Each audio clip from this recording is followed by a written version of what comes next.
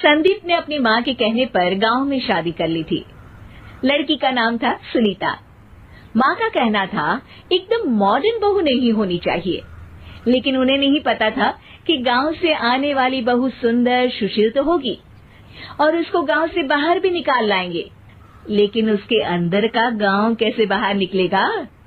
शादी के कुछ दिन बाद, माँ टिफिन तो देना जरा। बेटा अब तो स्कूल नहीं ऑफिस जाता है, माँ से नहीं अपनी बीवी से टिफिन मांगा कर। ओके माँ।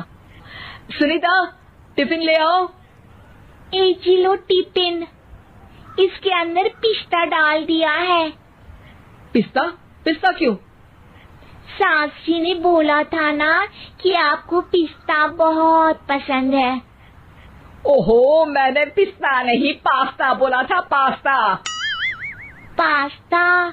कहीं होता है पास्ता? अरे बेटी तू रहने दे, मैं बना दूंगी। अच्छा किया कि पाव भाजी बनाने का नहीं बोला, वरना किसी के पाव बना देती है। सुनीता को बुरा लगता है, लेकिन उसकी नादान हरकतें कम नहीं होती। ऐसे ही एक दिन, अरे तुमने ये क्या लगाया है? अरे आप वो फूस फूस करके लगाते हैं ना, वही। डियो? का दियो? किसको दियो? अरे वही ना जिससे खुशबू आती है। हाँ हाँ सही पकड़े हैं। अच्छा लेकर तो आना।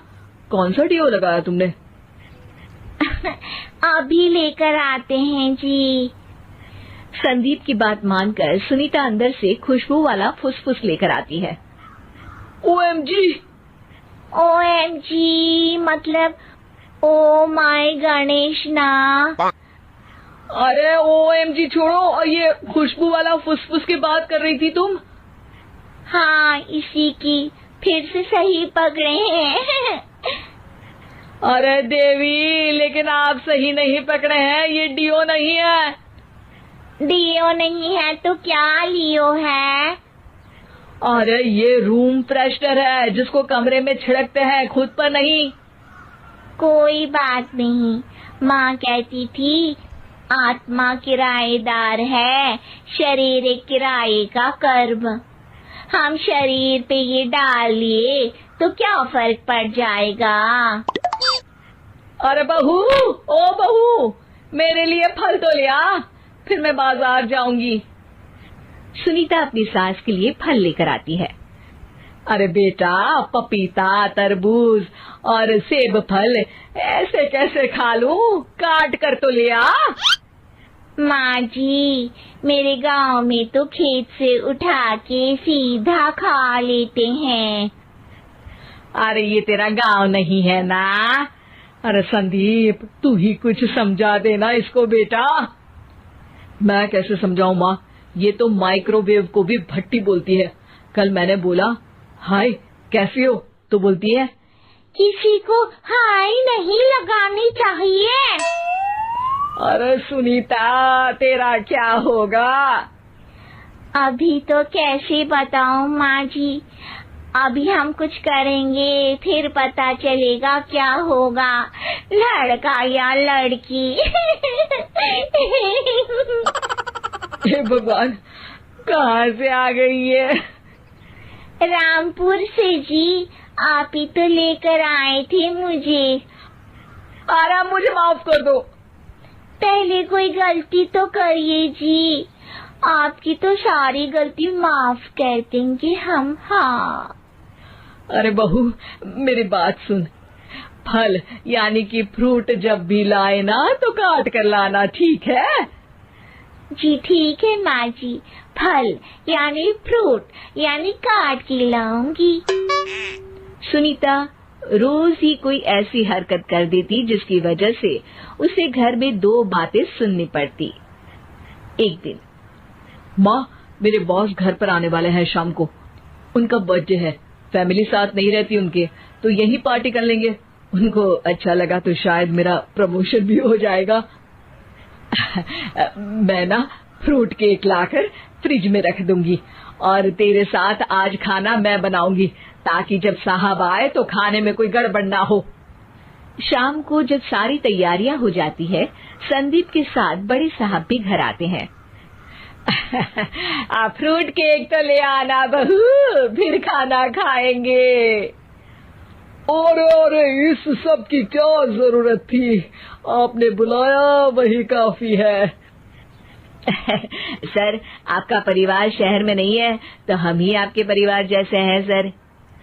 इतने में ही सुनीता फ्रूट केक लेकर आती है और बड़े साहब की टेबल पर रख देती है, और जैसे ही केक के ऊपर का बॉक्स हटाती है, ओह, ये क्या है? केक तो कटा हुआ है, मैं तो ऐसा नहीं लाई थी। आप मुझे शाबाशी दे सकती है माँ जी, मैंने ही केक काट दिया। आपने कहा था ना, फल यानी फ्रूट यानी हमेशा काट के लाना, तो फ्रूट केक भी तो फ्रूट ही है ना, तो मैंने पहले ही काट लिया। हूँ ना मैं समझदार। अरे बहू, ये क्या किया? केक हमेशा वही काटता है जिसका जन्मदिन होता है। तुझे एक बात भी समझ नहीं आती, एक नंबर की बेवकूफ है। पूरा माहौल बिगड़ चुका था। संदीप को लगने लगा था कि साहब उसे प्रमोशन तो दूर की बात है, कहीं डिमोशन ना दे दे, लेकिन साहब बीच में ही बोल पड़ते हैं। अरे कोई बात नहीं, ये इनकी बेवकूफी नहीं है, इनका भोलापन है। बेटा आप कहाँ से हो? रामपुर गांव से। अरे वाह, गांव से? फिर तो आपके गांव में ताजे फल और सब्जियां मिलते होंगे। हाँ, सही पकड़े हैं। हम तो काटते भी नहीं, सीधा खा लेते हैं। मैं ना एक बार तुम्हारे गांव घूमने जरूर चलूंगा। क्यों संदीप, ले चलोगे ना? मुझे गांव घूमना बहुत पसंद है। बस फिर क्या था, संदीप और सास दोनों खुश हो गए, क्योंकि साहब को सुनीता ने गांव की बात करके खुश कर दिया था। अब संदीप का प्रमोशन पक्का था। शिक्षा, कभी भी किसी भी गलती पर घबराना नहीं चाहिए। हो सकता है कि उस गलती की वजह से आगे बड़ा फायदा हो जाए।